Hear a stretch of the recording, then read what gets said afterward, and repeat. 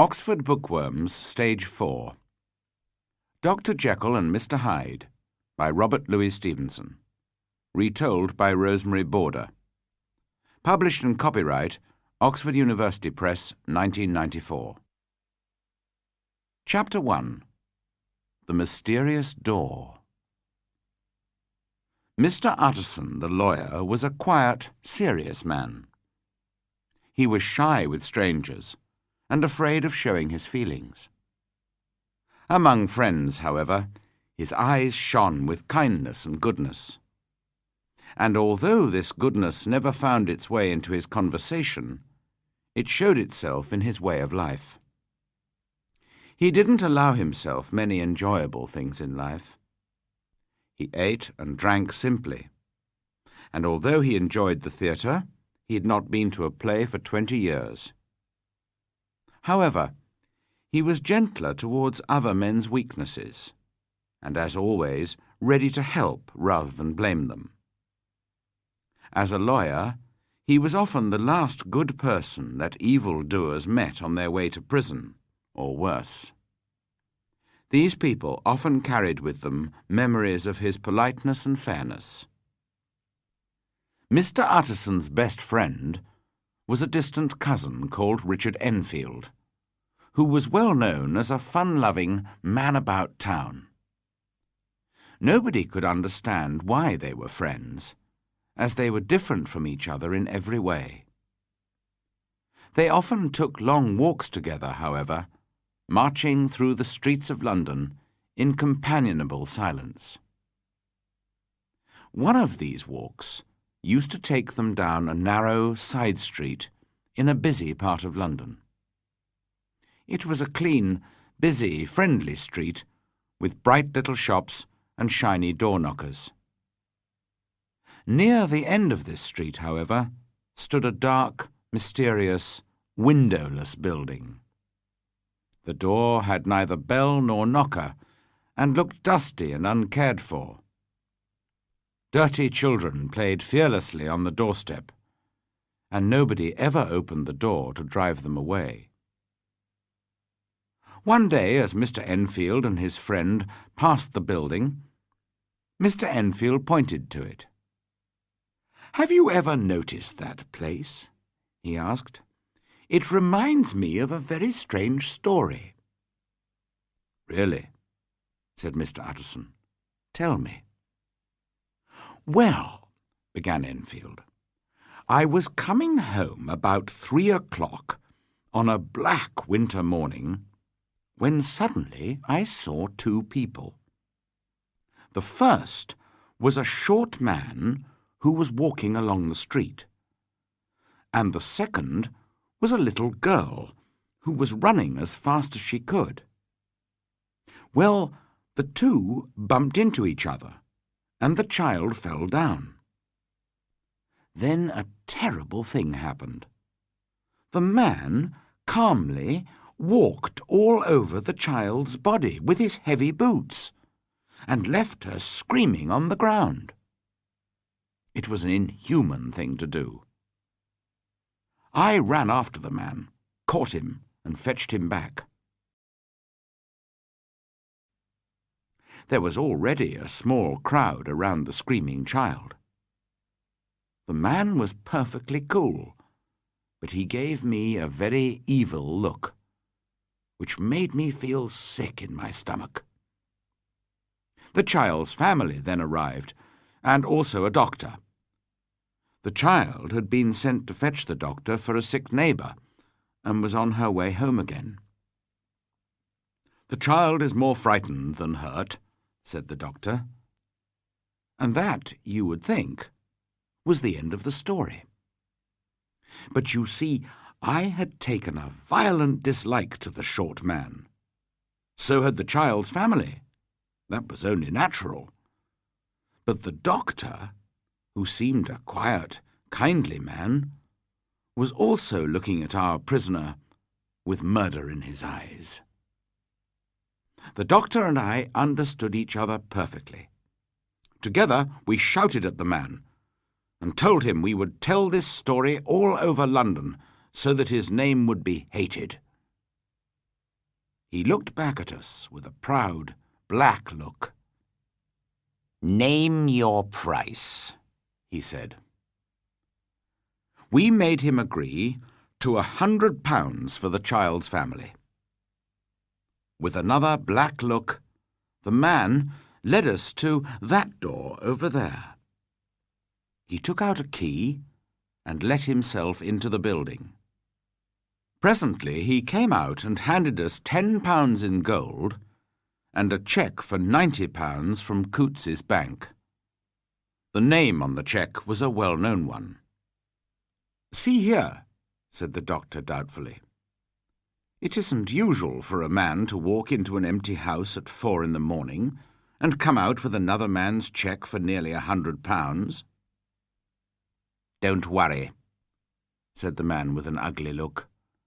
"I'll stay with you until the bank's open and change the cheque myself." So we all went off, the doctor and the prisoner and myself, and spent the rest of the night at my house. In the morning, we went together to the bank. Sure enough, the cheque was good, and the money was passed to the child's family. "Well, well," said Mr. Utterson. "Yes," said Enfield, "it's a strange story. My prisoner was clearly a hard, cruel man. But the man whose name was on the cheque was well known all over London for his kind and generous acts. Why would a man like that give his cheque to a criminal?" "And you don't know if the writer of the cheque lives in that building?" asked Mr. Utterson. "I don't like to ask," said his friend. "In my experience, it's not a good idea to ask too many questions in case the answers are ugly, violent ones. But I've studied the place a little. It doesn't seem like a house. There's no other door, and the only person who uses that door is the man I've just described to you. There are 3 windows on the side of the house, which look down onto a small courtyard. The windows are shut, but they're always clean. There's a chimney, too, which is usually smoking, so somebody must live there." The 2 men continued on their walk. Then Utterson broke the silence. "Enfield," he said, "you're right about not asking too many questions. However, I want to ask the name of the man who walked over the child." "Very well," said Enfield. "He told us his name was Hyde." "What does he look like?" "He's not easy to describe, although I remember him perfectly. He's a strange-looking man. He's short, but has a strong, heavy body. There's something wrong with his appearance, something ugly and unpleasing. No, something hateful. I disliked him at once." Mr. Utterson thought deeply. "Are you sure he used a key?" he asked. "What do you mean?" asked Enfield in surprise. "I know it must seem strange," said his friend, "but you see, if I don't ask you the name on the cheque, it's because I know it already." "Well, why didn't you tell me?" said his friend rather crossly. "Anyway, he did have a key, and he still has it. I saw him use it only a week ago." Mr. Utterson looked at him thoughtfully, but said nothing more. Chapter 2. In Search of Mr. Hyde. After dinner that evening, Mr. Utterson went into his office and unlocked a cupboard. He took out an envelope. It contained the will of Dr. Henry Jekyll, and was written in the doctor's own handwriting. "If I die, or if I disappear for more than 3 months," the will began, "I wish to leave everything I own to my dear friend Edward Hyde." This will had both worried and annoyed Mr. Utterson. To a lawyer, it was an unusual and dangerous kind of will. It was bad enough when Edward Hyde was only an unknown name, but now that the lawyer knew something about Hyde, the will worried him more than ever. It had seemed like madness before. Now it began to seem shameful. With a heavy heart, Mr. Utterson replaced the envelope in the cupboard, put on his coat, and went to see his old friend, Dr. Lanyon. Dr. Lanyon was enjoying his after-dinner coffee. "Come in, old friend," he cried. The two men had known each other since their school days. They sat for several minutes drinking coffee and talking companionably of this and that. At last, Mr. Utterson mentioned the thoughts that were worrying him. "I suppose, Lanyon," he said, "that you and I are Henry Jekyll's oldest friends." "I suppose so," said Dr. Lanyon, "but I don't often see him now." "Really?" said Mr. Utterson in surprise. "I thought you and he were interested in the same things."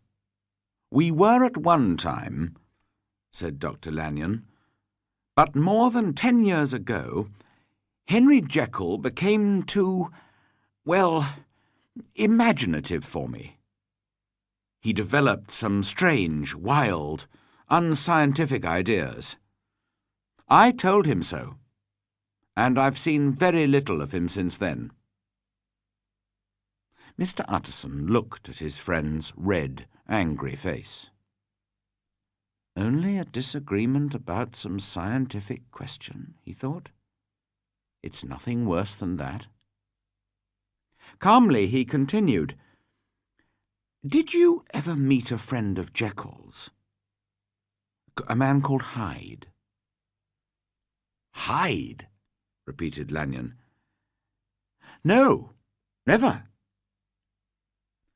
Soon the lawyer said good night and went home to bed, where he lay awake for a long time, thinking about Enfield's description of Hyde and Dr. Jekyll's will. When at last he fell asleep, he was troubled by dreams. In his mind's eye, he saw a faceless man marching over the child's body. Then he saw his old friend Jekyll in bed, while the same faceless figure stood over him. The facelessness of that figure worried him deeply. "Very well, Mr. Hyde," said the lawyer to himself. "I will find you, and I will see your face for myself." During the next few weeks, Mr. Utterson spent many hours in the narrow street where Enfield had seen Hyde. He waited patiently near the mysterious door, hoping for a sight of Mr. Hyde. And one dry, clear winter night, he was successful. The street was empty and silent, and small sounds carried a long way. The lawyer heard footsteps. He stepped back into the shadows and waited. A short figure turned the corner and walked towards the mysterious door. Although Mr. Utterson could not see his face, he felt a strong, almost violent dislike for the stranger. Mr. Utterson stepped forward and touched him on the shoulder. "Mr. Hyde?" "Yes, that's my name," said the stranger coolly. "What do you want?" "I see that you're going in. I'm an old friend of Dr. Jekyll's. My name's Utterson. You must have heard my name. May I come in with you?" Dr. Jekyll is not at home, replied Mr. Hyde. How did you know me? He added sharply. First, let me see your face, replied the lawyer. Mr. Hyde hesitated for a moment. Then he stood under the streetlight, and the lawyer saw his face. Thank you, said Mr. Utterson. Now I shall know you again. It may be useful. Yes, said Mr. Hyde, it may indeed be useful. Here, too, is my address. You may need it one day. He gave the lawyer his address, which was in a poor part of London. Good God, thought the lawyer. Does Hyde know about Jekyll's will? Is that what he's thinking of? But he said nothing. And now, said Mr. Hyde, how did you know me? You were described to me. Who did that? I know people who know you. Who? Asked Mr. Hyde sharply. Dr. Jekyll, for example, said the lawyer. He never told you, cried Mr. Hyde in sudden anger. Don't lie to me! And before the lawyer could answer, he turned the key in the lock and disappeared into the house.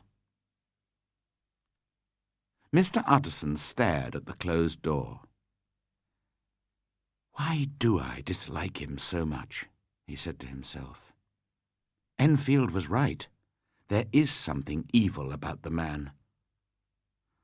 Poor Henry Jekyll, I'm worried about you. Your new friend will mean trouble for you. Round the corner from the narrow street, there was a square of handsome old houses. One of these was Dr. Jekyll's house, and Mr. Utterson knocked at the front door. The servant answered and told him that Dr. Jekyll was not at home. I saw Mr. Hyde go in by the laboratory door in the street at the back of the house, said the lawyer. That's right, Mr. Utterson, replied the servant. Mr. Hyde has his own key and comes and goes when he likes. We have orders from Dr. Jekyll to obey him. Mr. Utterson walked home more worried than ever. A fortnight later, Dr. Jekyll gave a dinner party for a few old friends. Mr. Utterson was among them, and he remained after the others had left. I've been wanting to speak to you for some time, Jekyll, said the lawyer, about your will. Dr. Jekyll was a tall, well-made man of 50 with a smooth, kindly face. My poor friend, he said, you do worry unnecessarily, you know. Like poor Lanyon when I told him about my new ideas. Imaginative rubbish, he called them. I'm very disappointed in Lanyon. But the lawyer did not want to talk about Dr. Lanyon. You know, I've never agreed with your will, he continued. You've told me often enough, said his friend sharply. Well, I've learnt something about your friend Hyde, continued the lawyer. The colour of the doctor's handsome face changed from pink to greyish-white. I don't want to hear any more, he said. You don't understand. I'm in a very difficult, painful situation. Tell me everything, said Mr. Utterson, and I'll do my best to help you. You're very kind, but this is a private matter. I'll tell you one thing. I can get rid of Mr. Hyde any time I want. You must understand, however, that I take a great interest in poor Hyde. I know you've seen him. He told me. and I'm afraid he wasn't very polite to you. But I really do care about him. And if anything happens to me, I want you to promise to make sure that he inherits my money." "I cannot pretend that I shall ever like him," said the lawyer. "I'm not asking you to like him," said his friend. "I only ask you to help him when I'm gone." "I promise," said Mr. Utterson sadly. Chapter 3. The Carew Murder. One night in London, nearly a year later, a servant girl was sitting at her bedroom window, looking out at the moonlit street. She saw a tall, handsome old man with white hair coming along the street, and a shorter, younger man walking towards him. The old man spoke politely to the younger one. He seemed, the girl said later, to be asking his way. Then the girl looked more closely at the younger man and recognized him. "It was Mr. Hyde," she said later. "He once visited my master." Mr. Hyde, the girl said, was carrying a heavy stick. He was playing with it impatiently as he listened to the old man. Then suddenly he seemed to explode with anger. "He was like a madman," the servant girl said. "He shook his stick at the old man, who stepped back in surprise. Then he hit the old man violently with the stick and knocked him to the ground. He beat the helpless body again and again. I could hear the bones breaking. It was so terrible that I began to feel ill. Then everything went black, and I don't remember any more." It was 2 o'clock in the morning before she was conscious again and able to call the police. The murderer had disappeared, but the dead man was still lying on the ground with the murder weapon beside him. The stick had broken in the middle, and one half still lay beside the murdered man. The police decided that the murderer had carried away the other half. A gold watch and a purse were found in the dead man's pockets, but no cards or papers, except a letter addressed to Mr. Utterson. A policeman brought this letter to the lawyer the next morning. Together, they drove to the police station where the body had been taken. A police inspector showed him the body. "Yes, I recognize him," said Mr. Utterson heavily. "He is Sir Danvers Carew." "Thank you, sir," said the inspector. "And do you recognize this?" He showed Mr. Utterson the broken stick and told him the servant girl's story. Mr. Utterson knew the stick at once.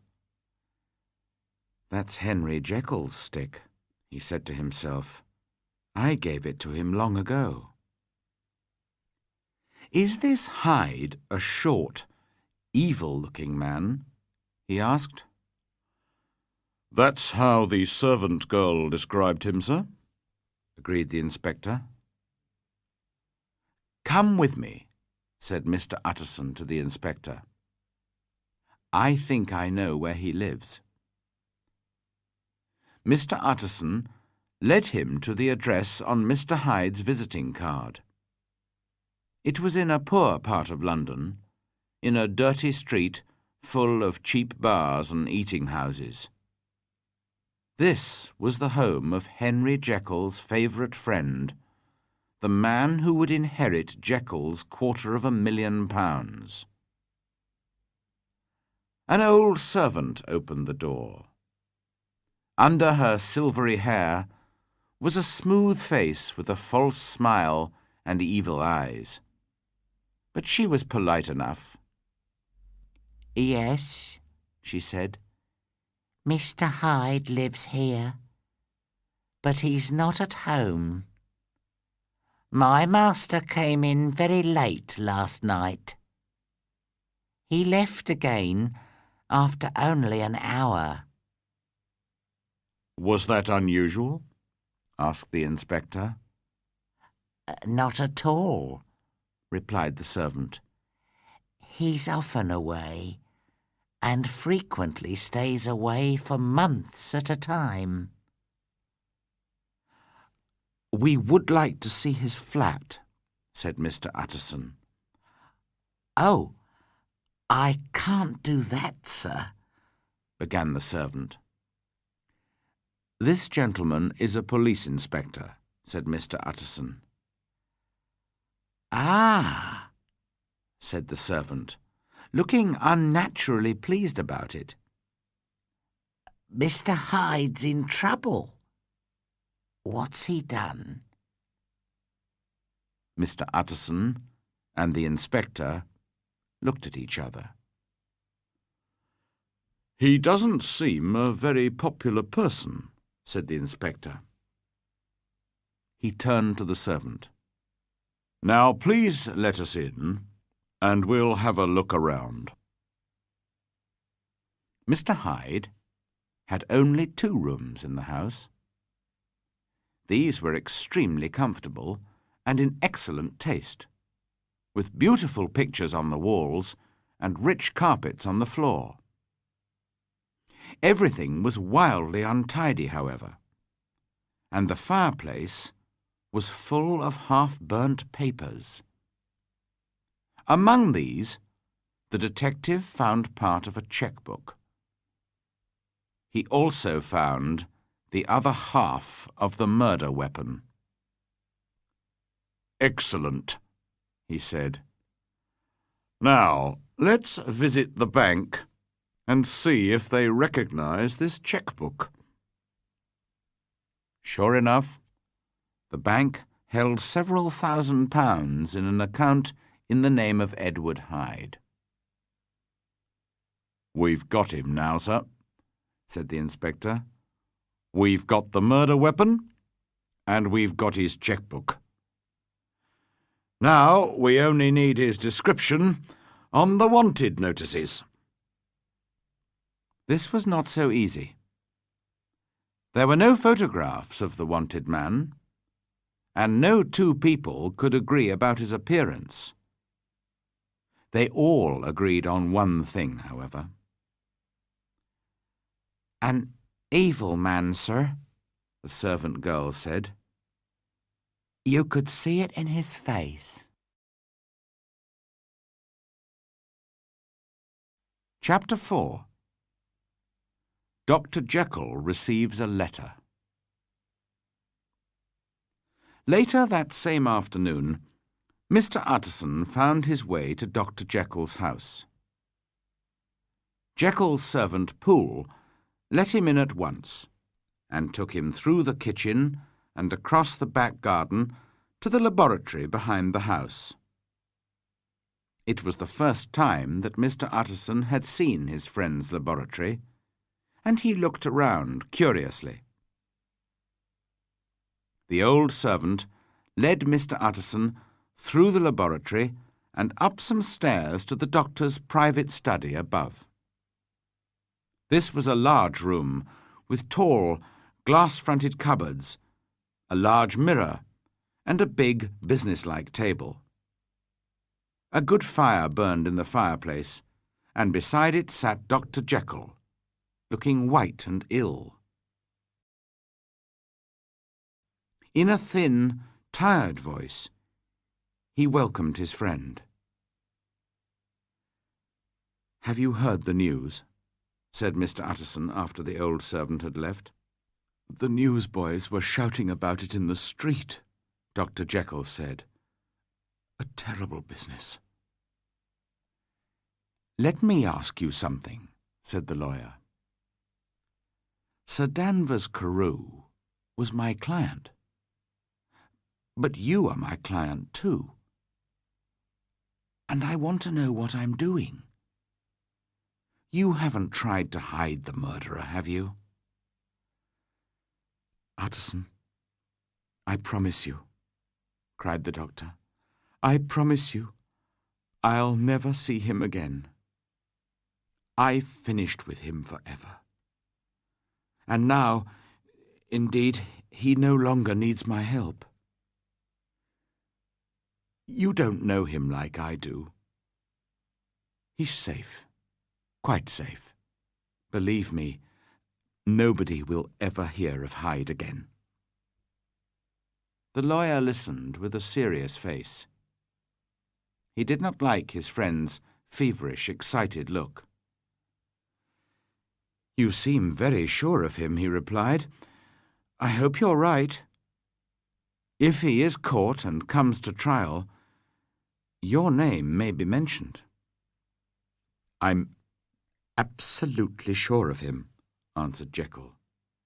I can't tell you how I know, but I'm certain. But can you please advise me about one thing? I've received a letter, and I don't know whether to show it to the police. May I leave it in your hands, Utterson? You're afraid, I suppose, that the letter will lead the police to Hyde? Asked the lawyer. No, said Dr. Jekyll. I don't care what happens to Hyde. I was thinking of my own reputation. Anyway, here is the letter. It was written in a strange, pointed handwriting and signed Edward Hyde. I am sorry that I've been so ungrateful in the past for your many generous acts, it began. Please don't worry about me. I am quite safe, and I am certain that I can escape unharmed whenever I wish. Did this letter come by post? Asked the lawyer. No, replied Dr. Jekyll. There was no postmark on the envelope. The letter came by hand. Shall I keep the letter and think about it? Asked Mr. Utterson. I want you to decide for me, answered his client. I'm not sure of anything any more. Very well, said the lawyer. Now tell me, the part in your will about disappearing for 3 months or more, was that Hyde's idea? It was, whispered Dr. Jekyll. He was planning to murder you, said the lawyer. You've had a lucky escape. I've had a lesson too, said his client in pain and sadness. Oh, what a lesson! And he covered his face with his hands. On his way out of the house, the lawyer stopped and spoke to Poole. By the way, he said, a letter was handed in today for your master. Who brought it? And what did he look like? Nobody came except the postman, sir, said the servant in surprise. That worries me, thought Mr. Utterson as he walked home. Clearly the letter arrived by the laboratory door. Perhaps it was even written in the study. I must think about this carefully. In the street, the newsboys were still shouting, "Read all about it! Terrible murder!" The lawyer's thoughts were sad. One of his clients was dead, and the life and reputation of another were in danger. Mr. Utterson did not usually ask anyone for advice. Today, however, was different. That evening, he sat by his fireside with his chief clerk, Mr. Guest, beside him. The lawyer and his clerk had worked together for many years and knew and understood each other. Also, Mr. Guest had been involved in business with Dr. Jekyll and knew him well. Outside, it was foggy and dark, but the room was bright and warm, and there was a bottle of good whisky on the table. "This is a sad business about Sir Danvers Carew," said Mr. Utterson. "Yes, indeed, sir. The murderer was a madman, of course." "I would like your opinion about that," replied the lawyer. "I have a letter from the murderer here." Mr. Guest was interested in the study of handwriting. His eyes brightened at once. "A murderer's letter?" he said. "That will be interesting." He looked carefully at the writing. "Not a madman, I think," he said. "But what unusual handwriting." Just then a servant entered with a note. "Is that note from Dr. Jekyll?" asked Mr. Guest. "I thought I recognised the handwriting. Is it anything private, Mr. Utterson?" "Only an invitation to dinner. Why? Do you want to see the letter?" "Just for a moment, please, sir." The clerk put the two letters side by side and studied them carefully. "Thank you, sir," he said. "Very interesting." For a moment, Mr. Utterson hesitated, wondering and worrying. At last he put his thoughts into words. "Why did you look at the two letters together?" he asked. "Well, sir, in many ways the two are surprisingly similar." "How strange!" "Mr. Guest, I must ask you not to speak of this business to anyone." "Of course not, sir," said the clerk. "You can depend on me." Shortly afterwards, he said good night to his master and made his way home. When he was alone, Mr. Utterson locked the two letters in his cupboard. "Well," he thought, "so Henry Jekyll wrote that letter for a murderer." His face was as calm and expressionless as usual, but his heart was filled with fear for his old friend.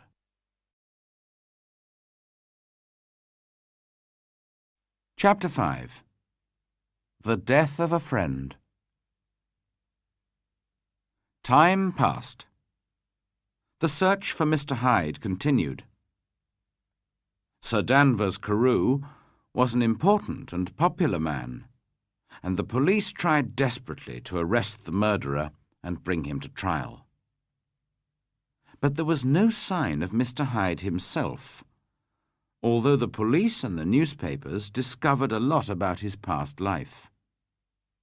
Nobody, it seemed, could say one good word about the wanted man. He was a cruel, violent man who had lived an evil life full of hate and jealousy.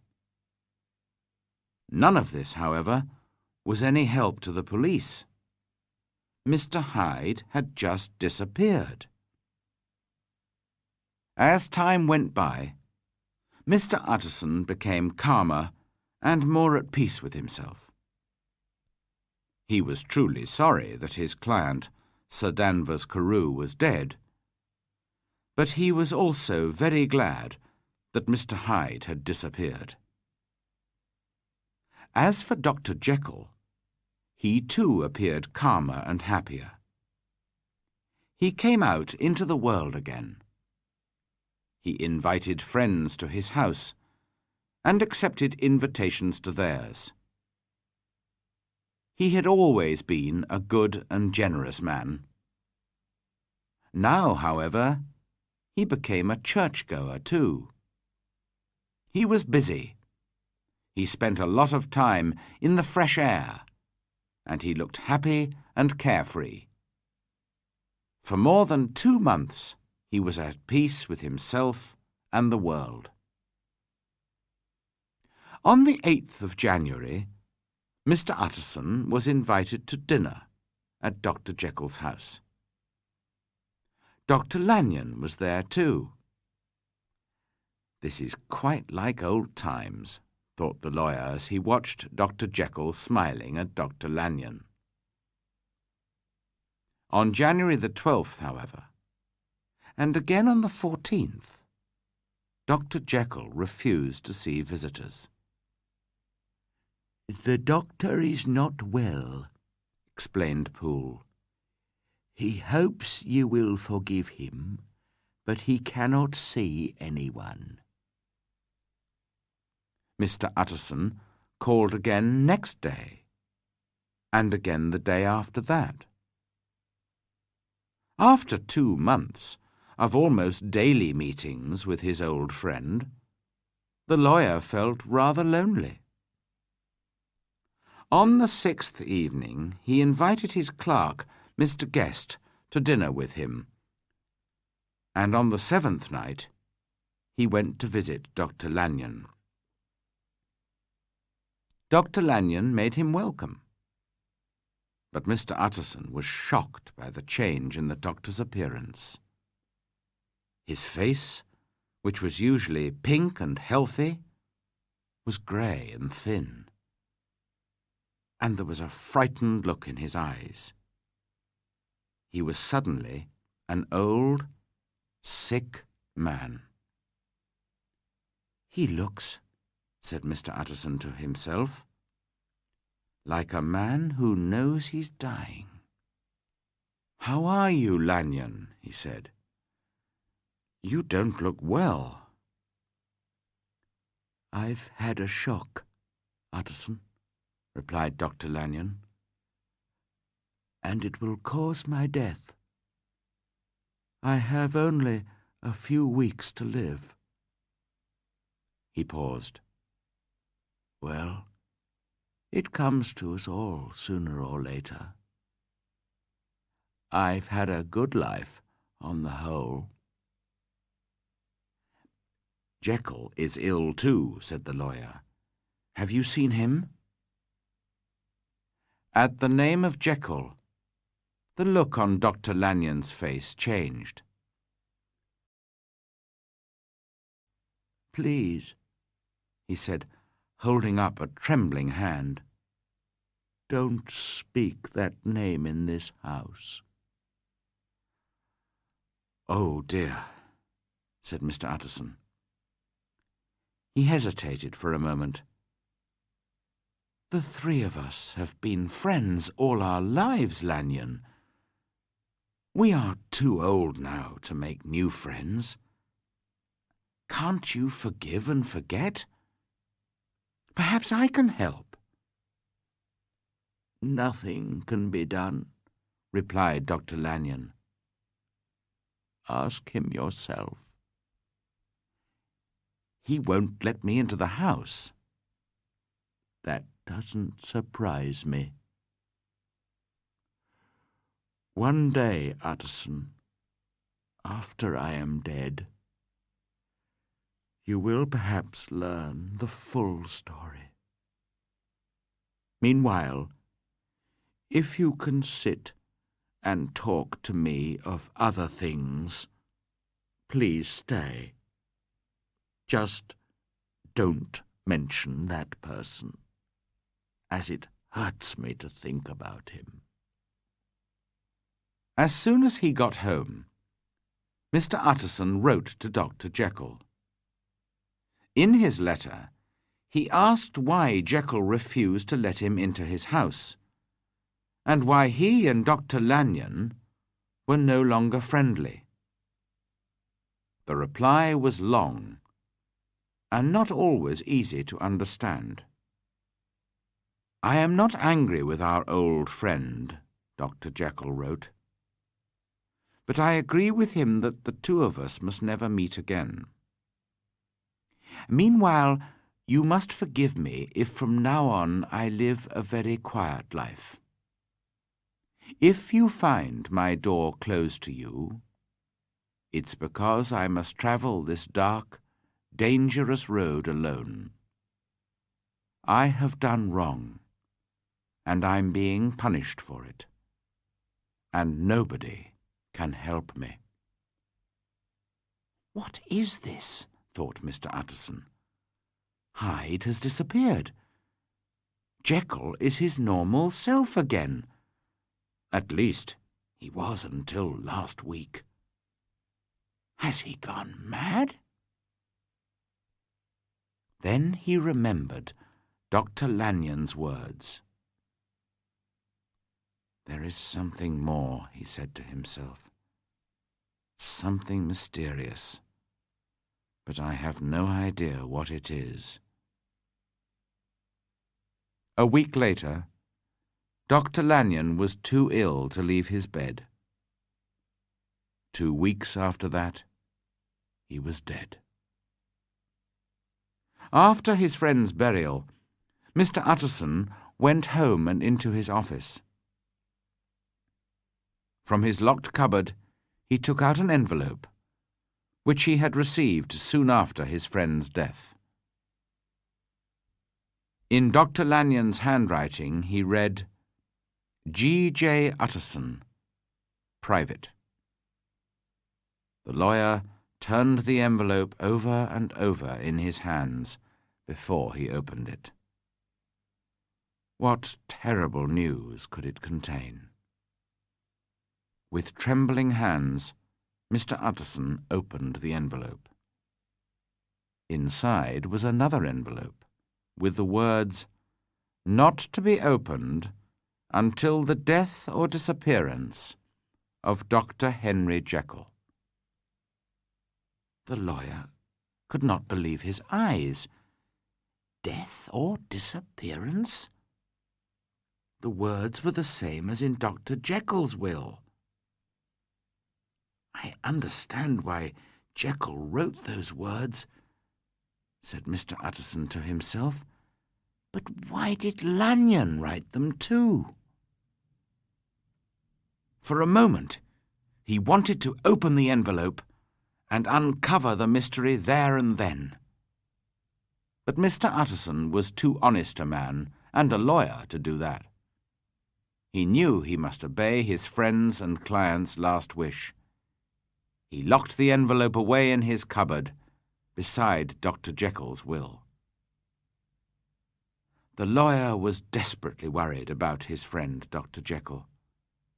He was afraid for him, too. He called at the house, but the doctor always refused to see him. "How is he, Poole?" Mr. Utterson asked the old servant one day. "Not very well, sir. He spends all his time in the study above his laboratory. He sleeps there as well. He seems very silent and uneasy. Something is worrying him, sir, but he won't tell anyone." For a long time, the lawyer called almost every day.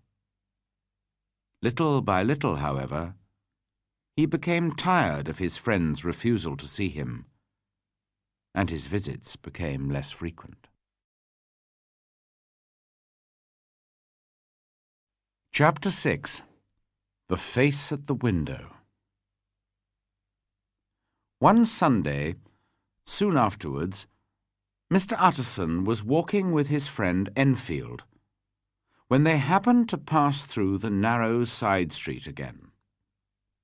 Enfield pointed to the mysterious door. "Well," he said, "that story's finished. We shall never see Mr. Hyde again." "I hope you're right," said the lawyer. "Did I tell you? I once saw Hyde too, and had the same strong feelings of dislike for him as you did. What an evil man!" "I agree," said his friend. "By the way, why didn't you tell me that our mysterious door led to the laboratory at the back of Dr. Jekyll's house? I didn't know then, but I know now." "Well, now that you know, let's go into the courtyard and look up at his window. I must tell you, I'm worried about poor Jekyll. Perhaps the sight of a friendly face will do him good." Overhead, the evening sky was bright, but the courtyard was cool and dark.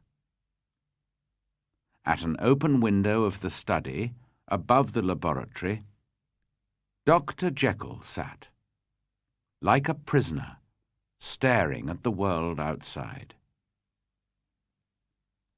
"I hope you are better, Jekyll," the lawyer called up to him.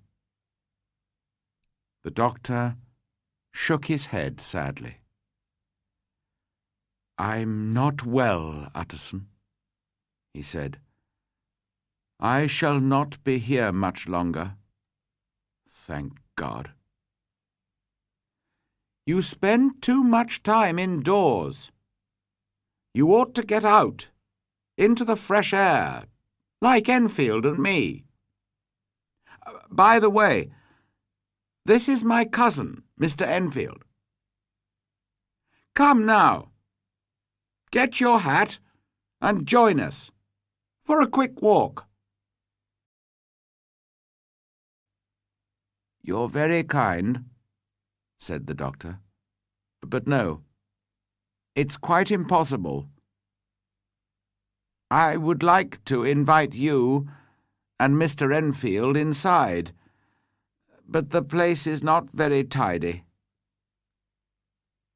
"Well then," said the lawyer gently, "we can talk to you from here." "That's an excellent idea," began the doctor with a smile. But suddenly the smile left his face and was replaced by an expression of hopelessness, fear, and horror.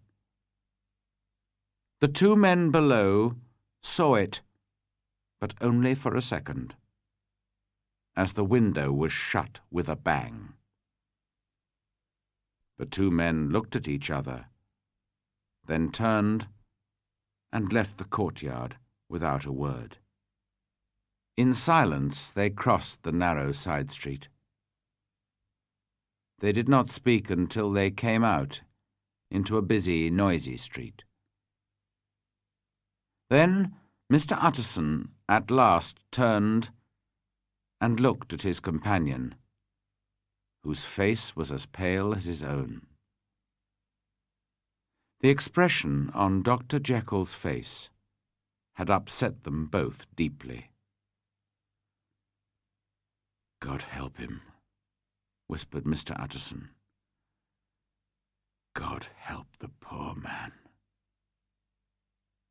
But Mr. Enfield only nodded his head very seriously and walked on without a word.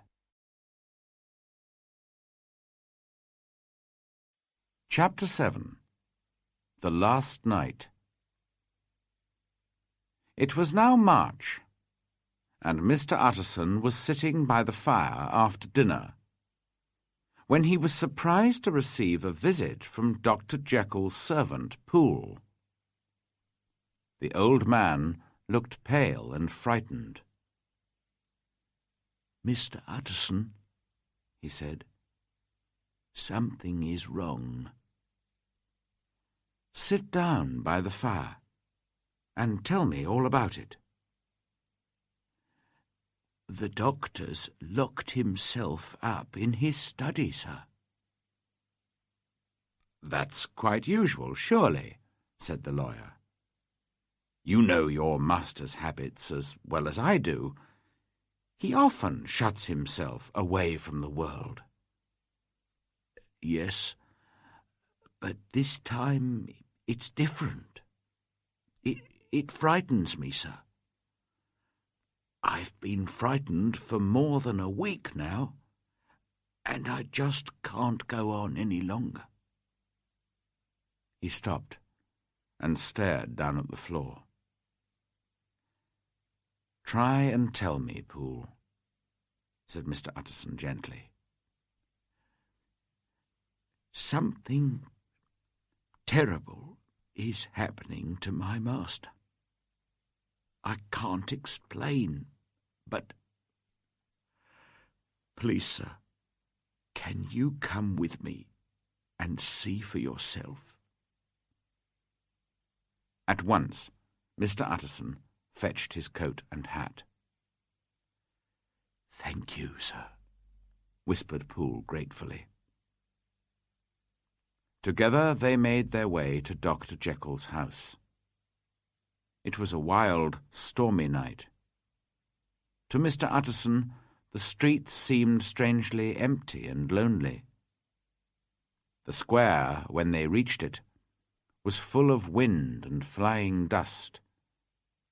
The thin trees were blowing wildly, and untidy grey clouds were sailing past a pale, sickly moon. Well, sir, said Poole, here we are, and I hope that nothing is wrong. He knocked softly at the front door. The door was open just a little, and a voice from inside asked, "Is that you, Poole?" Yes, open the door. The hall, when they entered, was brightly lit. A good fire was burning. The room was full of people. Every servant in the house was there. They looked like a crowd of frightened children. "What's all this?" said the lawyer. "What are you all doing here? Your master would not be pleased." "They're frightened," said Poole simply. No one else spoke. A little servant girl began to cry. "Quiet," said Poole sharply, trying to control his own fear. "Now, fetch me a light, and we'll finish this business at once. Mr. Utterson, sir, please follow me." He led the way across the back garden towards the laboratory. "Come as quietly as you can, sir. I want you to hear, but I don't want him to hear you. And, sir, if he asks you to go inside, don't go." Mr. Utterson's heart gave a little jump of fear, but he bravely followed the servant into the laboratory to the bottom of the stairs. "Wait here, sir, and listen carefully," whispered Poole. He himself, again controlling his fear, climbed the stairs and knocked on the study door. "Mr. Utterson would like to see you, sir," he called. "Tell him I cannot see anyone," said a voice from inside the study. "Thank you, sir," said Poole. He led Mr. Utterson back across the garden and into the house. "Sir," he said, "was that my master's voice?" The lawyer's face was pale. "It has changed," he said. Changed. You're right, said Poole. I've worked for Dr. Jekyll for 20 years. That was not my master's voice. Someone has murdered my master. 8 days ago, we heard his voice for the last time. Dear God, he cried. Then no more. The voice you heard just now was the voice of his murderer. This is an extraordinary story, my good man, said Mr. Utterson. He tried hard to appear calm. If Dr. Jekyll has been murdered, why is his murderer still there? What reason could he possibly have for staying? Perhaps you don't believe me, sir, but I know what I heard. For a week now, the person or thing in that study has been crying night and day for some special chemical powders. My master was in the habit, when he was particularly busy with his scientific work, of writing orders on pieces of paper and leaving them on the stairs. We've had nothing else this week. Nothing except written orders and a locked door. I've been to every chemist in town in search of these chemicals of his, but they were never right. They weren't pure enough, he said. I had to take them back to the shop and try another chemist. I don't know what these chemicals are, but the person in that study wants them terribly badly. Did you keep any of these written orders? Asked Mr. Utterson. Poole reached in his pocket and brought out a note. The lawyer read it carefully. It said, I am returning your chemicals as they are impure and therefore useless. In the year 18... you made up a mixture of chemical powders for Dr. Henry Jekyll. Please search your cupboards for some more of the same mixture and send it to Dr. Jekyll at once. This is very important. This is a strange note, said Mr. Utterson. The chemist thought so too, sir, said Poole. When I took him this note, he cried, All my chemicals are pure, and you can tell your master so. And he threw the note back at me. Are you sure this is your master's handwriting? Asked Mr. Utterson. Of course, sir, said Poole. But what does handwriting matter? I've seen my master's murderer. Seen him? Repeated Mr. Utterson. Yes. It was like this. I came suddenly into the laboratory from the garden. I think he had left the study to look for something. The study door was open, and there he was, at the far end of the laboratory. He was searching among some old boxes. He looked up when I came in, gave a kind of cry, and ran upstairs and into the study. I only saw him for a moment, but my blood seemed to freeze. Sir, if that was my master, why was he wearing a mask over his face? If it was my master, why did he cry out like a trapped animal and run away from me? I've been his servant for 20 years. And then... Poole paused and covered his face with his hands, too upset to speak. "This is all very mysterious," said Mr. Utterson. "But I think I begin to understand. Your master, Poole, is ill, and the illness has changed his appearance. Perhaps that also explains the change in his voice. It certainly explains the mask, and the way he has been avoiding his friends. And of course, he's searching for these chemicals because he believes they will make him well again. Dear God, I hope he's right. Poor Jekyll.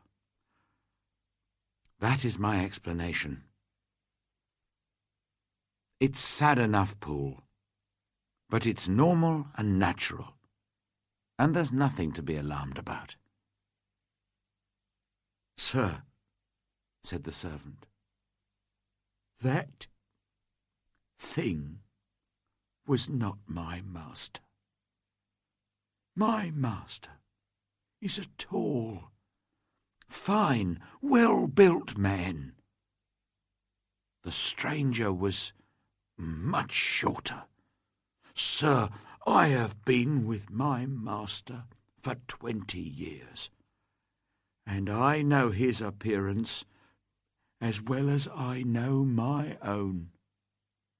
No, sir. That thing in the mask was never Dr. Jekyll, and I believe that it murdered my master."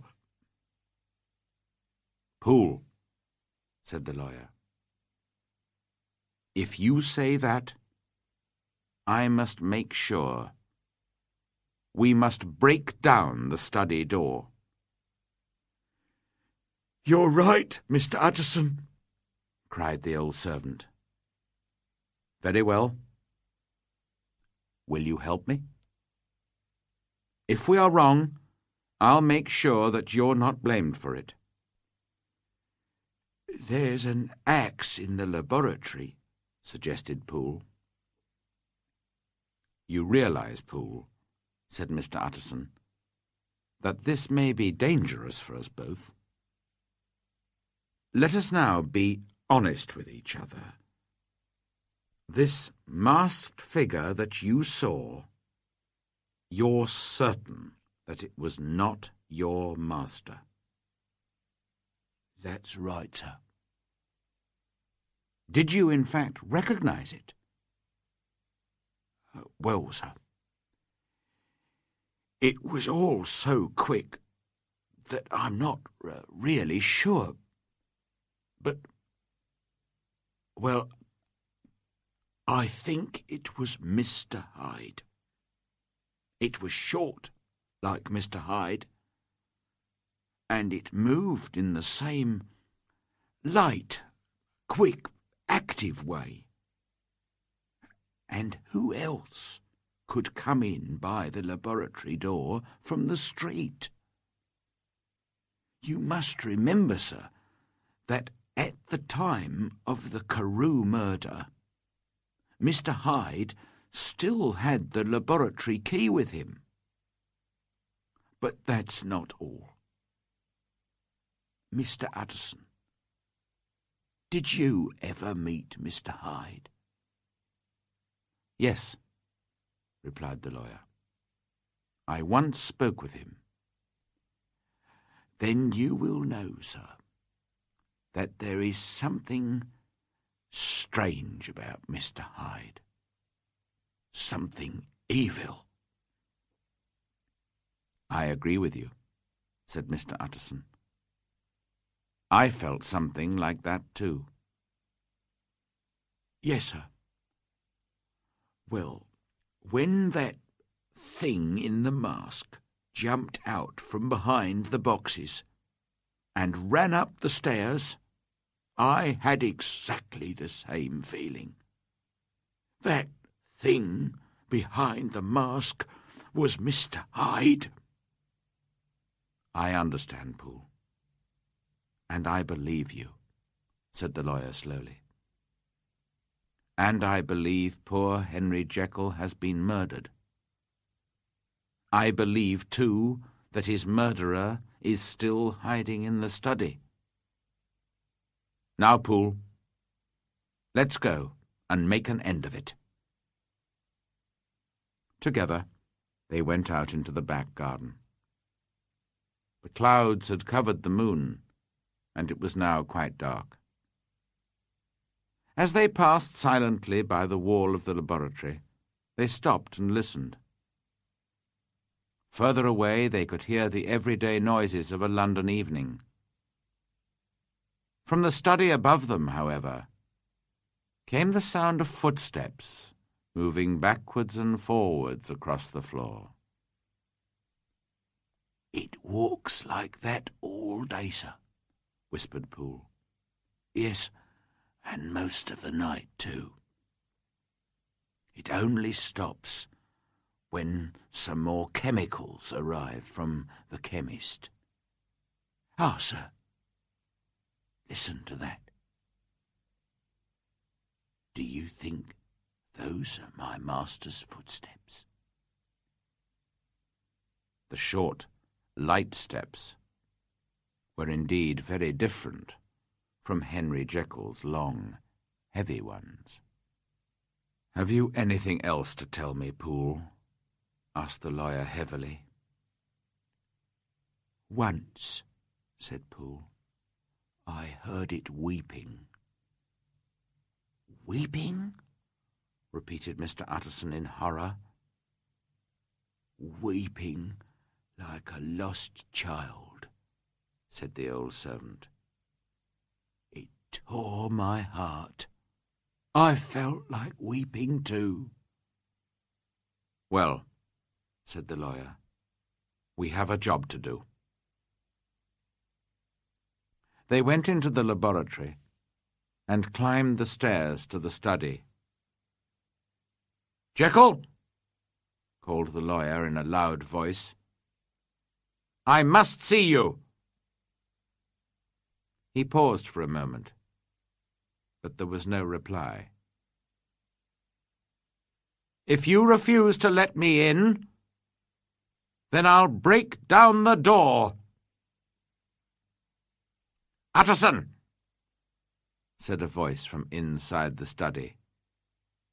"I beg you to leave me alone."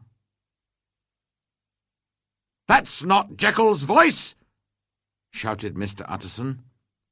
"It's Hyde's! Break the door down, Poole!" The axe rose and fell. The door shook, and a scream of pure fear, like a trapped animal, rang from the study. Again the axe crashed against the door, but the wood was strong, and the lock was well made. At last, however, the door fell inwards upon the carpet. The two men stared into the study. They saw a warm, comfortable room with a good fire burning in the fireplace, and a few papers on the big table. A friendly, homely room. But face down, in the middle of the floor, there lay the body of a man. The lawyer turned it over on its back and saw the face of Edward Hyde. He was dressed in clothes, that were much too large for him, and in his hand he held a small bottle. The lawyer shook his head. "He's taken poison, Poole," he said. "I fear we've come too late to save Dr. Jekyll, and too late to punish his murderer too. Now we must find your master's body." They searched everywhere, but there was no sign of Henry Jekyll, dead or alive. "Perhaps your master has escaped," said Mr. Utterson hopefully. He went to check the door from the laboratory into the narrow side street. It was locked and covered with dust. On the floor nearby, he found a broken key. "It's a long time since anyone opened this door," said Mr. Utterson. "Yes," said Poole, picking up the broken key. "So, how did Hyde get in?" "This is too difficult for me, Poole," said the lawyer. "Let's go back to the study." They searched the study again. "Look, sir," said Poole, pointing to a small table in the corner. There were bottles of liquid and some white powders lying in saucers. "He was testing his chemicals here." One of the doctor's books was lying on the floor. Its cover was torn off. The lawyer picked it up. Dr. Jekyll loved his books, and always took great care of them. But he had written all over this one. The handwriting was unmistakable, before tearing it and throwing it on the floor. Then the lawyer noticed the tall mirror on the wall between the glass-fronted bookshelves. "How strange," said Mr. Utterson. "Why did Jekyll want a mirror in his study?" Next, they turned to the desk and found a large packet addressed to Mr. Utterson. The handwriting was Dr. Jekyll's. The lawyer opened the packet, and 3 envelopes fell out onto the floor. The first contained a will. It was like Dr. Jekyll's first will in every way, except one. The doctor had left all his money not to Edward Hyde, but to Gabriel John Utterson. The lawyer looked at the will, then at Poole, and finally at the dead man on the floor. "I just don't understand," he whispered. "Hyde has been here all this time. Why didn't he destroy this will?" He picked up the next envelope.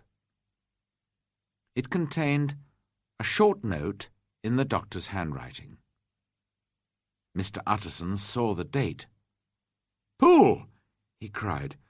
"This is today's date on the letter. Jekyll was alive here today. He can't be dead. He has run away or is hiding somewhere. And if so, why? If he's alive, can we be sure that Hyde killed himself? We must be careful, Poole, or we may involve your master in some terrible danger." "Why don't you read the note, sir?" asked the servant. "Because I'm afraid," said the lawyer, in a worried voice. Slowly, he lifted the letter and read. "My dear Utterson, If you are reading this, it means that I have disappeared. Please go home and read Lanyon's letter. Afterwards, please read the confession of your unfortunate and unhappy friend, Henry Jekyll.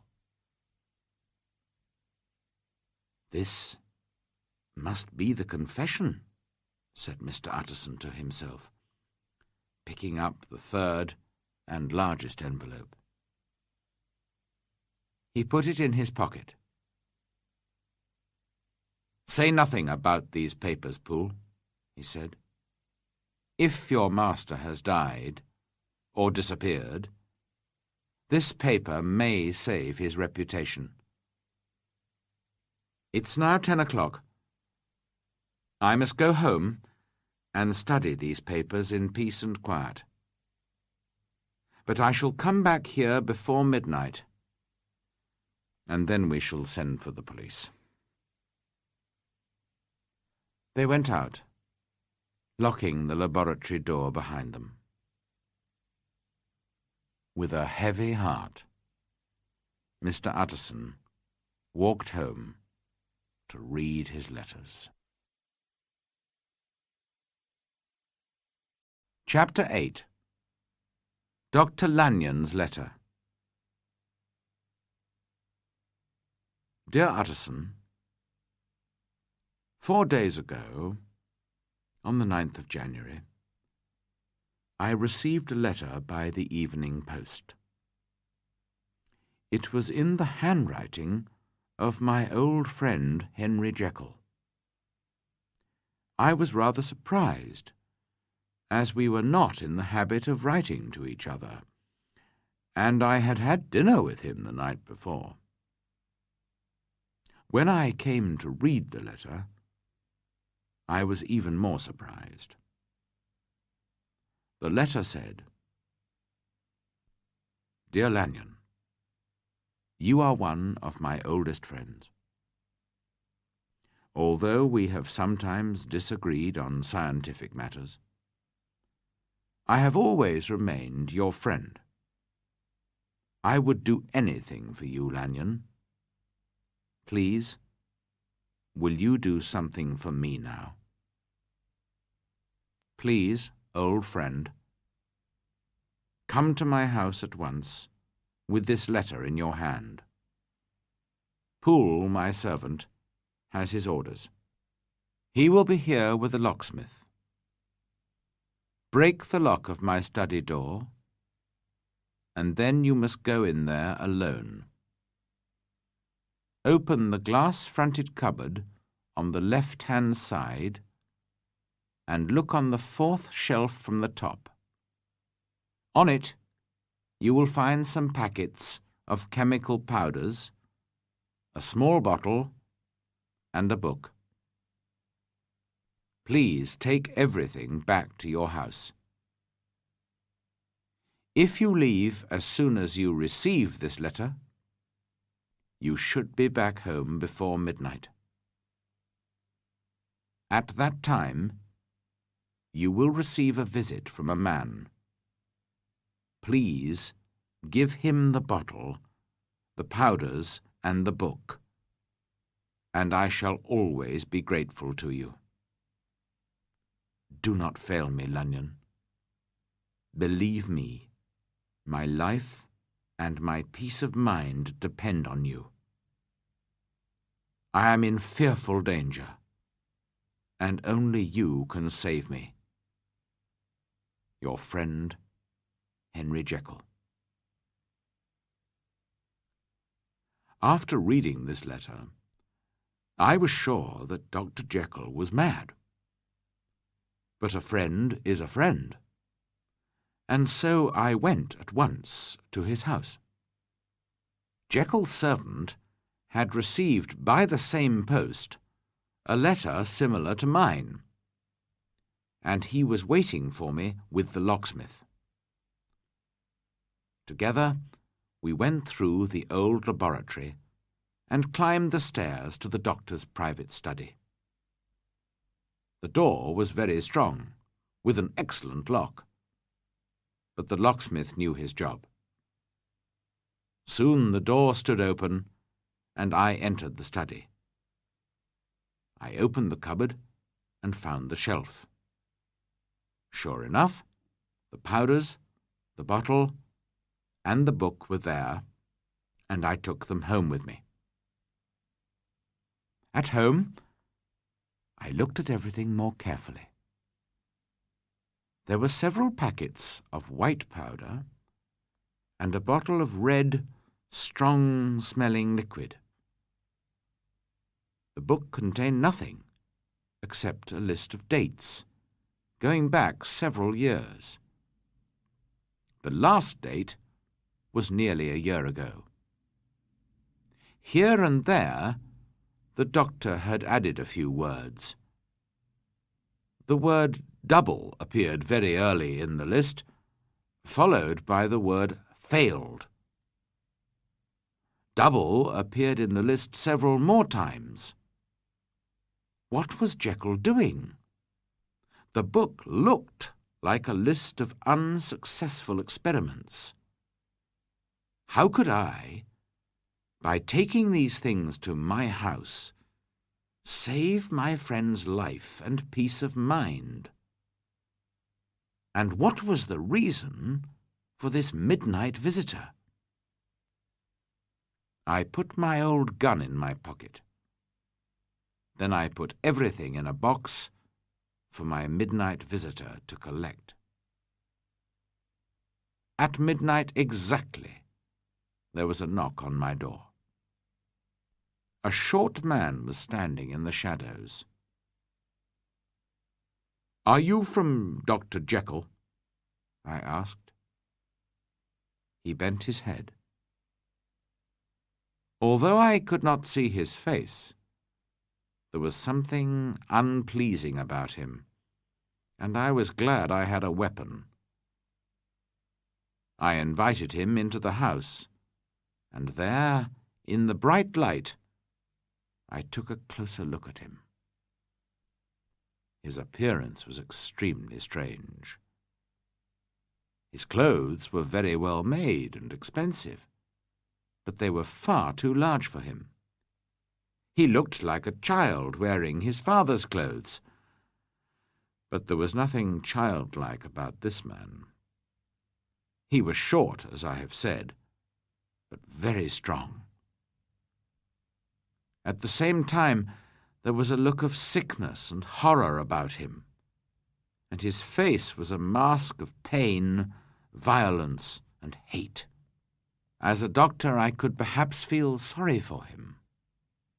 As a man, I felt only fear and dislike. "Have you got it?"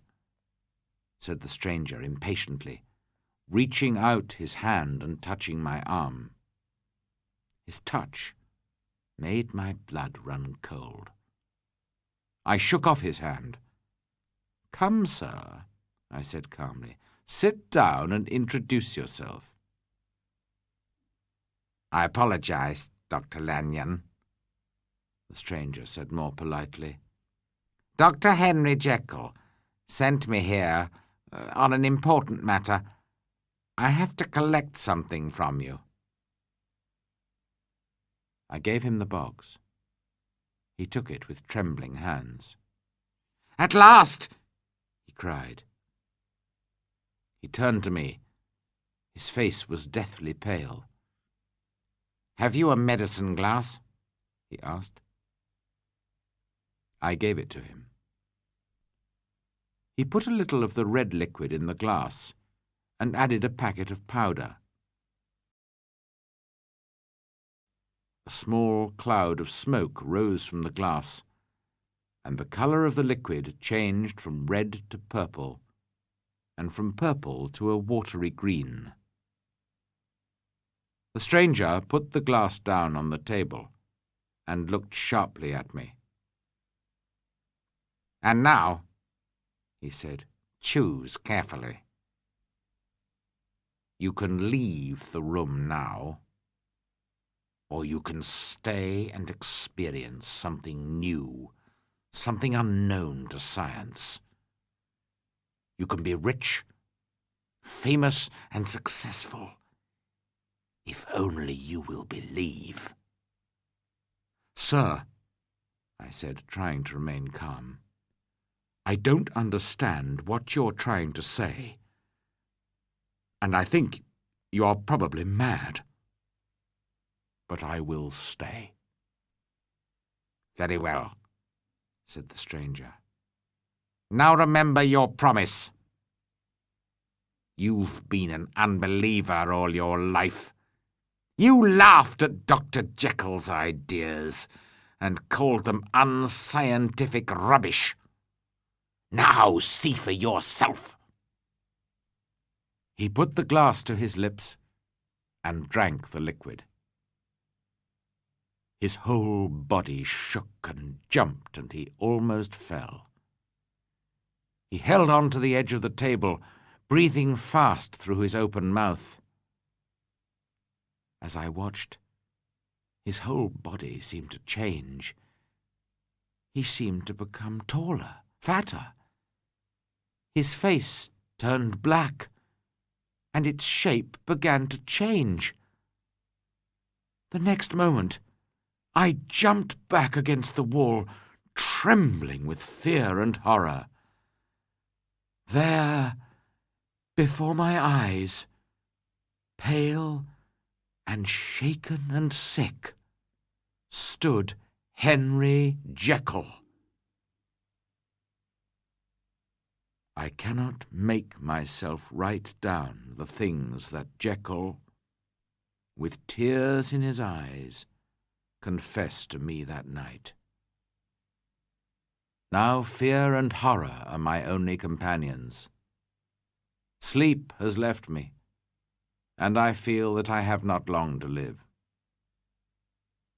As I write, I wonder, did I imagine it all? As a scientist, I cannot believe it.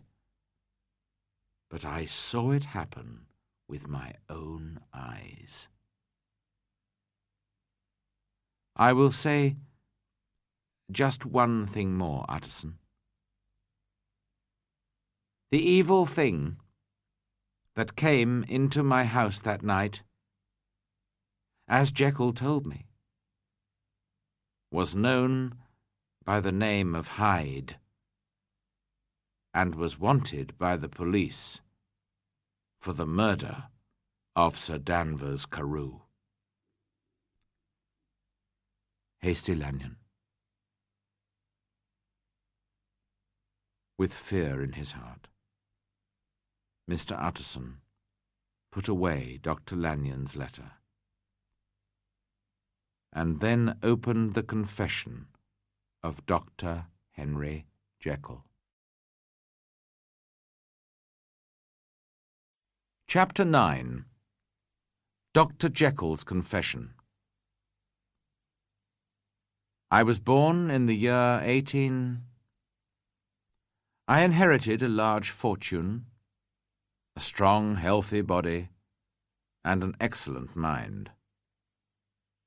I was naturally hard-working, and soon I was extremely successful in my chosen work as a scientist. Although I was still young, important people came to me for advice. At an age when most young men are going out and having fun, I was behaving like a grey-haired old man. This was not easy for me. The outside world saw a serious, hard-working doctor. Behind this quiet character, however, was an active, fun-loving young man about town. This, of course, was nothing to be ashamed of, but I did not realize that at the time. I was ashamed, and I soon learned to keep my two lives separate. I was not dishonest in any way. Both these people were me. The serious, successful young doctor was me, and the wild, fun-loving, irresponsible young man was me too. I thought about this for a long time, and slowly I realized that I was not extraordinary in this. Every man has two sides to his character. He is two people. They live together, often uncomfortably, in the same body. How fantastic, I thought, if I could separate these two characters and give my fun-loving side his freedom. Then he could go out and enjoy himself unashamedly, and leave serious, studious Dr. Jekyll to get on with his important life-saving work. Was it possible, I wondered, to find a drug that could give each side of my character its own separate face and body? After much thought and careful study, I believed I had found the answer. I had read many scientific books and spent many hours in my laboratory searching for the right mixture of chemicals to make my drug. At last, I had everything I needed except a special kind of salt. I bought some from a chemist, and then I was ready. I hesitated for a long time before I began my experiment. Only a small mistake in the mixture of the drug could mean immediate death. But in the end, my wish to know was stronger than my fear. And so, late one disastrous night, I mixed everything together and prepared my drug. I watched the smoke rising from the liquid as it changed color from red to purple and at last to green. Then, bravely, I drank every bitter drop. I felt a violent sickness in my stomach and a terrible pain in all my bones. The room seemed to turn round and round, and I trembled with fear. Then the fear and pain disappeared, and a strange, sweet feeling took its place. Wild thoughts danced through my mind. They were not good, serious thoughts. They were the wild passions of an evil and cruel stranger. But inside myself, I felt younger, lighter, more carefree than ever before. If this is pure evil, I thought, I like it. I stood there, enjoying these strange new thoughts and passions, and suddenly realized that I was shorter. At that time, there was no mirror in my study. Later, I put one on the wall of my study so that I could watch these changes in my appearance. Now, however, it was 3 o'clock in the morning, and all the servants were asleep. I decided it was safe to go to my bedroom in my new body and take a look at myself in the mirror there. I crossed the garden and entered my house like a stranger. As I came into my room, I saw Edward Hyde for the first time.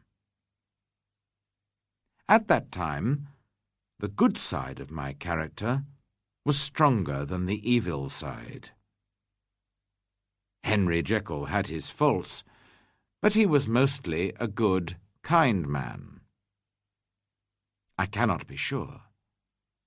But I believe that is the reason why Edward Hyde was so much smaller than Henry Jekyll.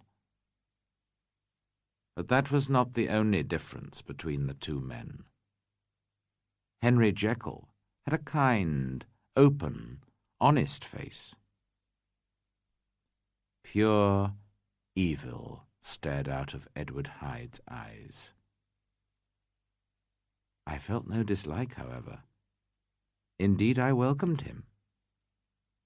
Edward Hyde was me, young and strong, and full of life.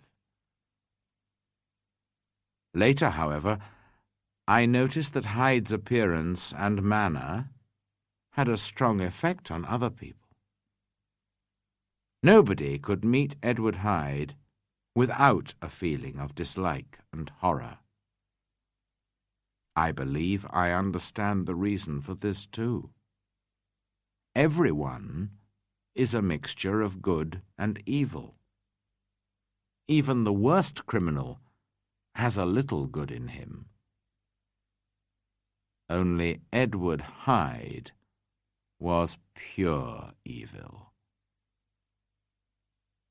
I stood for a long time staring at the mirror. Am I trapped? I wondered. If I am, I must leave this house before daylight. If I don't, I shall be arrested as a thief. I hurried back to my study. With trembling hands, I mixed another dose of the drug and drank it. Again I felt that terrible pain and sickness. But a few seconds later, I found myself with the face and body and character of Henry Jekyll once more. I blame myself for the things that happened later. It was not the fault of the drug. That was neither good nor evil. But it opened the prison doors and allowed Edward Hyde to escape. Soon he was out of control. He, you will remember, was wholly evil. Dr. Jekyll was not wholly good, however.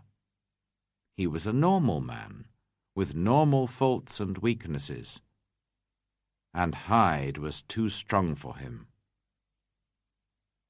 I welcomed Hyde, therefore. I arranged everything very carefully. I bought a flat in a poor part of London, where I kept Hyde's clothes and employed a servant to do the housework. I took a dose of the drug whenever I wanted to forget my old, quiet, serious self for a time. In those early days, God forgive me, I thought it was all very amusing. Dr. Jekyll was well known.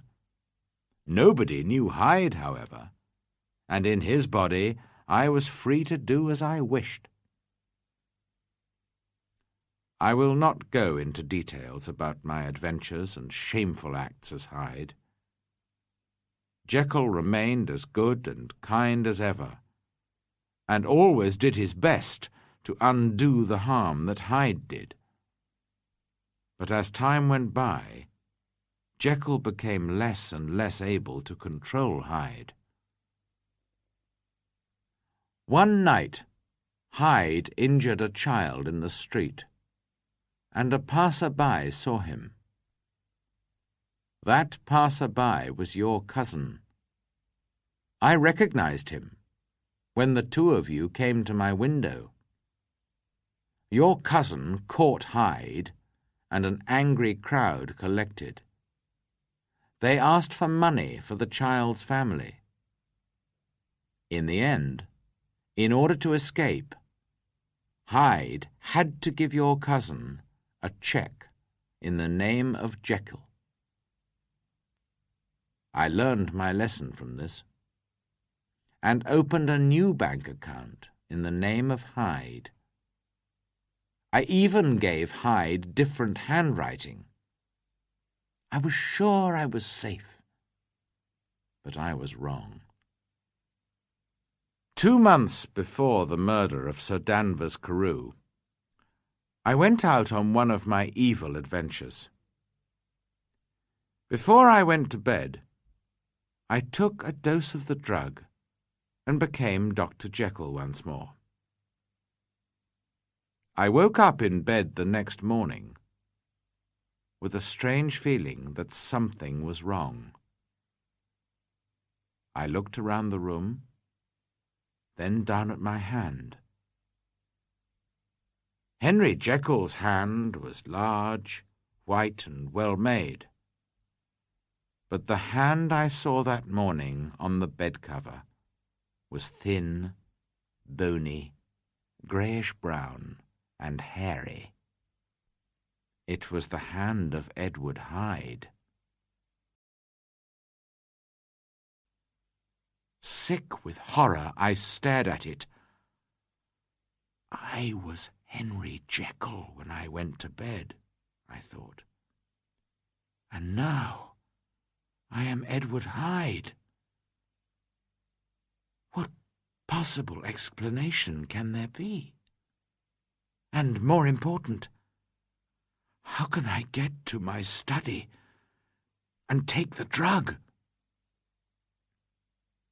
Then I realized that the servants were quite used to the comings and goings of Hyde. I put on Hyde's clothes and marched confidently through the house. Poole stared in surprise to see Mr. Hyde so early in the morning, but I did not care. 10 minutes later, Dr. Jekyll had returned to his own shape and was sitting down, pretending to eat breakfast. Too worried to eat, I sat there thinking hard about my situation. I realized that in recent weeks, Hyde had become bigger and stronger, both in body and character. What will I do, I thought, if Hyde takes control? I thought about the drug. Once, in the early days, it had failed completely, and sometimes I had had to take a double dose before I changed into Hyde. Now, however, it was quite easy to become Hyde. The problem was to become Jekyll again after my adventures. My good self and my evil self were fighting for my mind and body, and my evil self was winning. I knew I had to choose between the two, and I chose Dr. Jekyll. Perhaps I was not wholly serious about this, however, because I did not sell Hyde's flat or destroy his clothes. For 2 months I lived the life of a quiet and responsible man. But soon I began to miss Hyde, his strong young body, his love of life, and his dark adventures in the narrow, nameless streets of London. One night, when my life as Jekyll seemed impossibly dull and boring, I mixed a dose of the drug and drank it. It was like opening the door of a cage and letting a wild animal escape. That night I became a madman and beat Sir Danvers to death for no reason at all. I felt only a wild delight as I hit his body again and again. Afterwards, I ran to the flat and destroyed all my papers. I was not ashamed of my crime. Instead, I was filled with a high, sweet excitement. I relived the murder as I walked back home through the streets. I felt strong and masterful. Edward Hyde had a song on his lips as he mixed a dose of the drug. "Your very good health, Sir Danvers." He laughed as he drank. A moment of terrible pain. Then poor Henry Jekyll fell to his knees and begged God to forgive him. When I was myself again, I locked the door that led from the street to my laboratory. I broke the key and threw it away. "Goodbye forever, Mr. Hyde," I whispered. The next day, the news of the murder was all over London. The servant girl had seen the crime and recognized Mr. Hyde. My other self was wanted by the police. In some ways, I was glad. Now Hyde could not show his face to the world again. If he did, every honest man in London would be proud to report him to the police. Once again, I led a busy, responsible, and almost happy life. Until one fine, clear January day. I was sitting on a seat in the park, enjoying the sunshine, when suddenly I felt deathly sick. I began to tremble all over. Soon, however, I felt well again. Not only well, but young, strong, and fearless. I looked down. My clothes were suddenly too big. The hand on my knee was the bony, hairy hand of Edward Hyde. It was so sudden. One moment, I was a famous and popular doctor. The next, I was a violent criminal who was wanted for murder. How could I get to my study to take the drug? I had locked the street door to my laboratory and broken the key. I could not, therefore, enter from the street. I could not go in through the house because of the servants. I needed help from outside. I thought of Lanyon, but how could I reach him? And how could I persuade him to let Hyde into his home? How, too, could I persuade him to break into Dr. Jekyll's private study? It looked impossible. Then I remembered. My appearance was unrecognizable, but my handwriting was unchanged. I could still write a letter in Dr. Jekyll's name. Calling a passing taxicab, I ordered the driver to drive to a hotel quite near Lanyon's house. Of course, Jekyll's clothes were much too large for my body, and I had trouble in climbing into the cab. The driver noticed my strange appearance and could not help laughing. I gave him such a black look, however, that the smile froze on his face. In my desperate fear and danger, I was like a pain-maddened animal, ready to kill or wound at any moment. I wanted to pull the driver from his seat and murder him then and there. But I was clever, too. My life depended on my coolness, and I fought to control my murderous passions. We reached the hotel. I paid the driver and went inside. holding up my too large trousers. The servants smiled when they saw my strange appearance. I stared angrily at them, and their smiles disappeared at once. I gave my orders, and they led me to a private room and brought me some writing paper and a pen. Hyde in danger of his life was a new experience for me. I write he because I find it hard to write I. He was not human. His only feelings at that time were fear and hate. Hyde was wholly evil, but he was not stupid.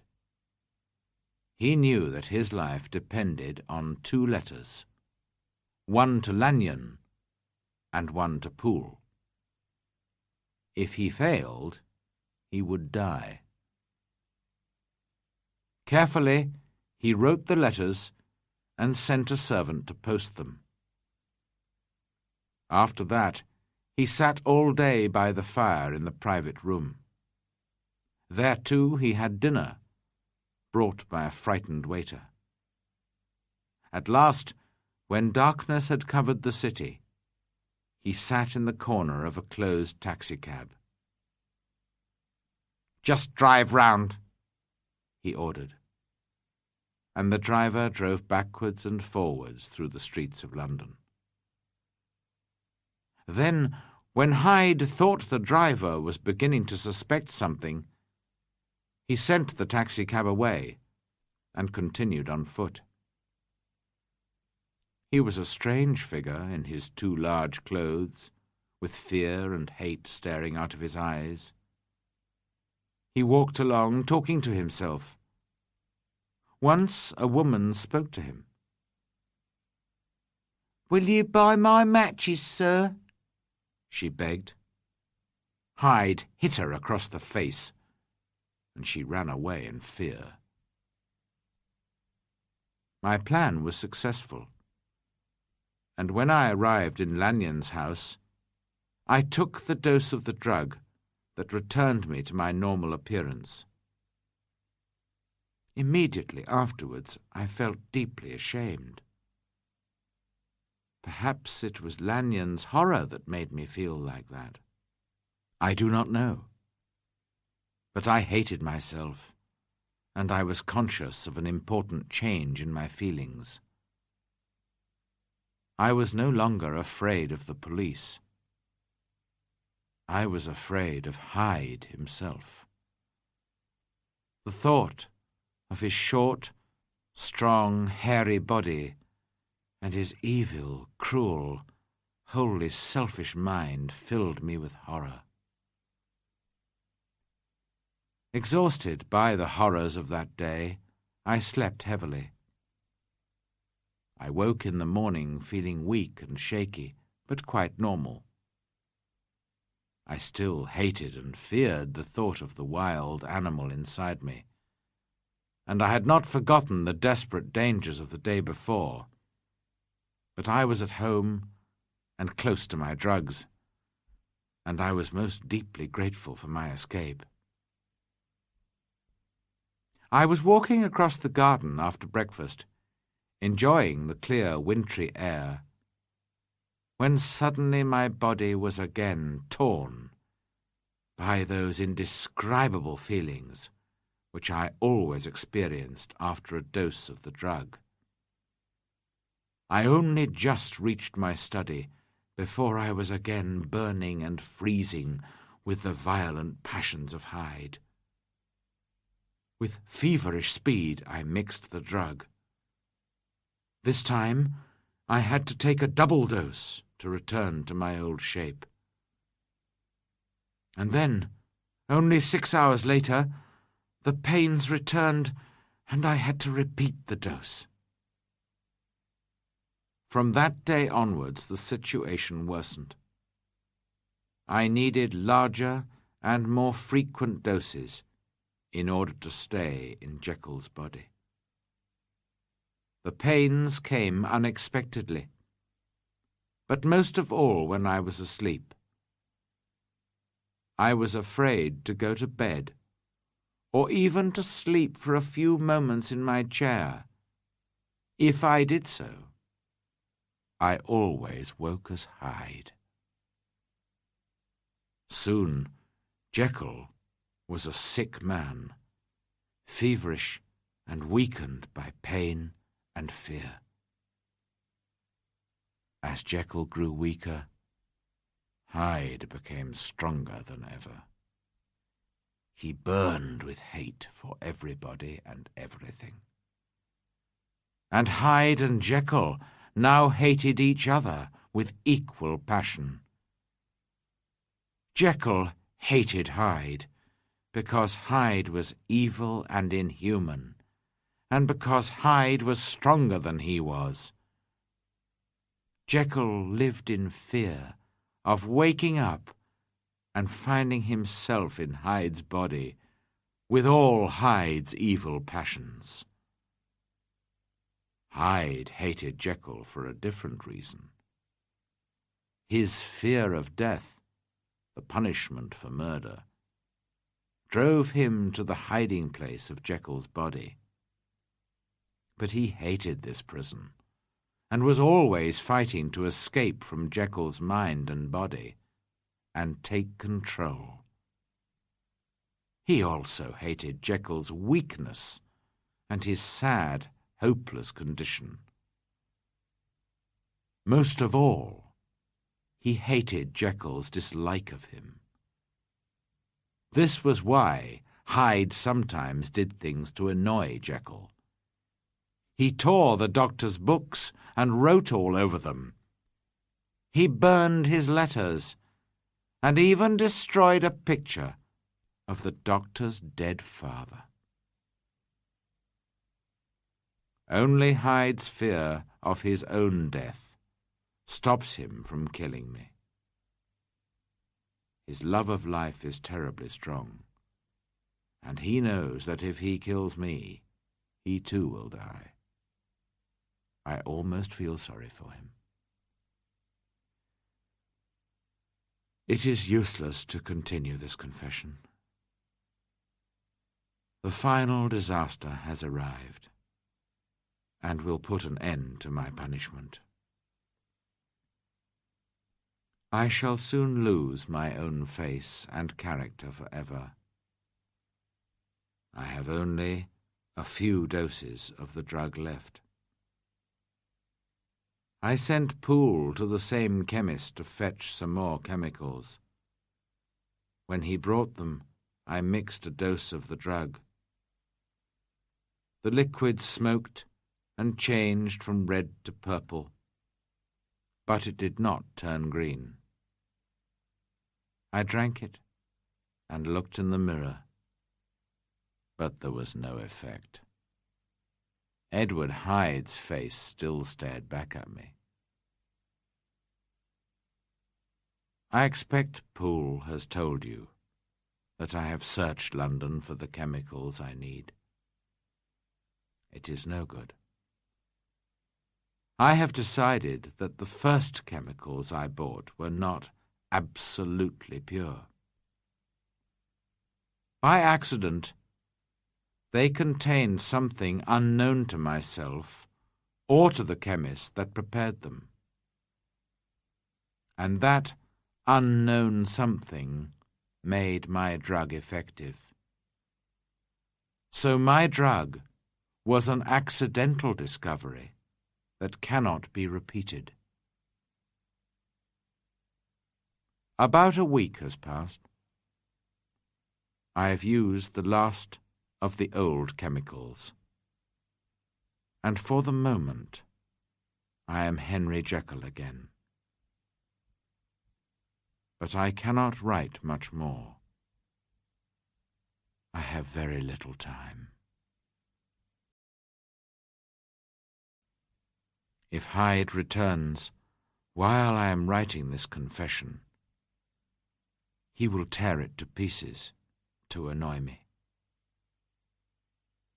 If I finish it, however, he will probably not notice it. He lives only for the moment, and he is already a changed man. He is like a trapped animal now. He sits in my chair, trembling and weeping with hate and fear. All the time, he listens for the policeman's knock at the door. Will he be caught at last and put to death? Or will he be brave enough to take a dose of poison at the last moment? Well, that is not my business. This is the true hour of my death. When you read this, the Henry Jekyll you know will be dead. The rest of the story is about Edward Hyde. Now, as I put down my pen, I bring the life of unhappy Henry Jekyll to an end.